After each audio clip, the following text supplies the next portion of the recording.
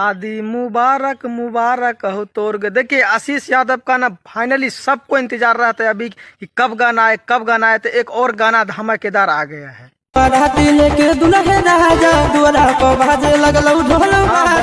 आशीष यादव का भाई साहब अब इतना डिमांड बढ़ गया है ना कि भोजपुरी के बड़े बड़े चैनल है ना वो सब ना आशीष यादव को गाने लेते हैं। ठीक है, और बता दो अभी सारे गामा हमसे गाना आया है, एक बहुत बेहतरीन गाना है।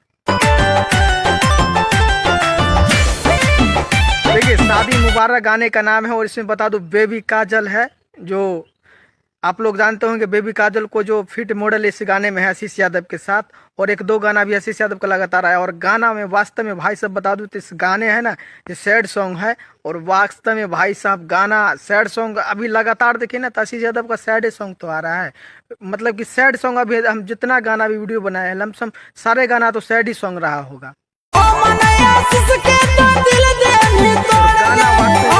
अलबेला इस गाने का राइटर है अमन अलबेला का, जो भी गाना आता है तो वो सुपर हिट होता है। ठीक है, और इस गाने जो है जो सिंगल में आशीष यादव गाने को गाए हैं, और इसमें जो है जो वास्तव में भाई साहब सारे गामा से आता है तो बात नहीं कर सकते हैं, क्योंकि सारे गामा हम हैं। और गाना बता दूं तो ट्रेंडिंग में चल रहा है, अभी 19 नंबर पे ट्रेंडिंग में गाना है।